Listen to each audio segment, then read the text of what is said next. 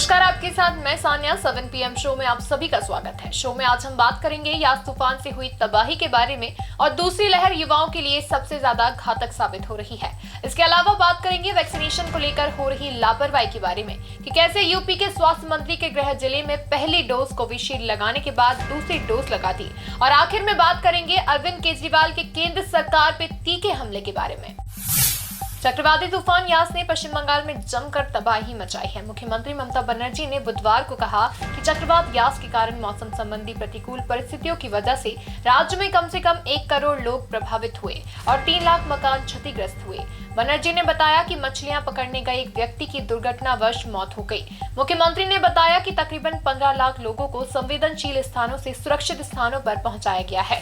बनर्जी ने कहा, मैं पूर्व मेदिनीपुर, दक्षिण 24 परगना और उत्तर 24 परगना जिलों में प्रभावित इलाकों को जल्द ही हवाई सर्वेक्षण करूंगी।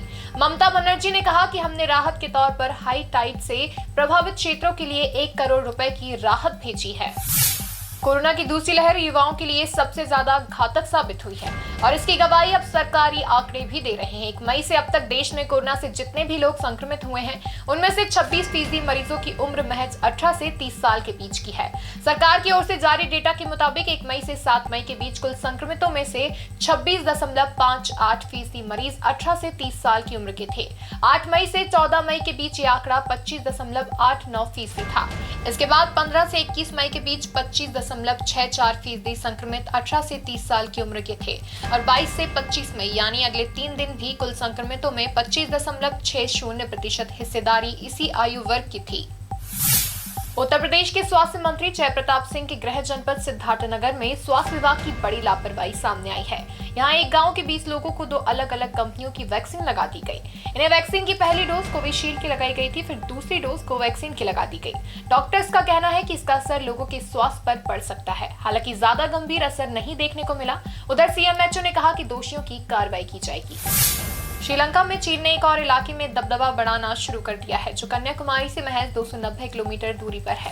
ये ठिकाना है श्रीलंका की राजधानी कोलंबो में बन रही पोर्ट सिटी। श्रीलंकाई सदन से सुप्रीम कोर्ट तक के विरोधों के बावजूद राजपक्षे ब्रदर्स की सरकार ने उस बिल को मंजूरी दे दी है जिसके तहत ये सिटी बसाई जाएगी। श्रीलंका के राष्ट्रपति और प्रधानमंत्री महिंदा राजपक्षे पर चीन के प्रभाव का अंदाजा इसी बात से लगाया जा सकता है कि 20 मई को ये विवादित बिल सदन में पास हुआ और 24 मई को श्रीलंका पोर्ट सिटी के कंस्ट्रक्शन का ठेका एक चीनी कंपनी को दे दिया गया।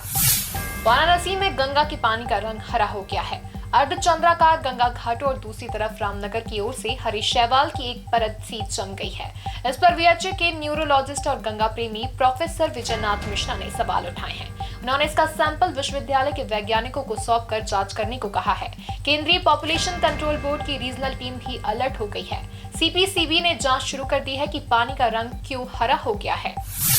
कोरोना वायरस की उत्पत्ति के बारे में चीन पर हमेशा से आरोप लगते रहे हैं। बीते दिन अमेरिकी मीडिया में चीन के वुहान लैब से ही वायरस के लीक होने के खुलासे के बाद अमेरिका जांच को और तेज करने की तैयारी कर रहा है। अमेरिका के संक्रामक रोग विशेषज्ञ डॉक्टर एंथनी फाउजी ने कहा कि हमें जांच जारी रखनी चाहिए। अब WHO की जांच को एक फेज आगे ले जाना होगा। उन्होंने कहा, हम दृढ़ता से महसूस करते हैं कि हमें जांच जारी रखनी चाहिए। सच को सामने लाने के लिए जरूरी है कि WHO की जांच को एक और लेवल ऊपर ले जाया जाए। हम वायरस की शुरुआत के बारे में 100% नहीं जानते हैं, इसीलिए ये जरूरी है कि हम देखें और जांच करें।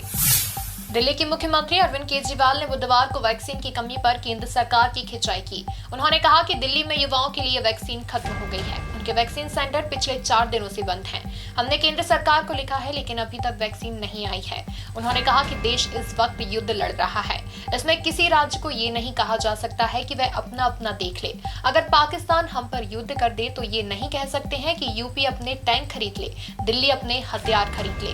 हम किसी भी कीमत पर ये युद्ध नहीं हार सकते।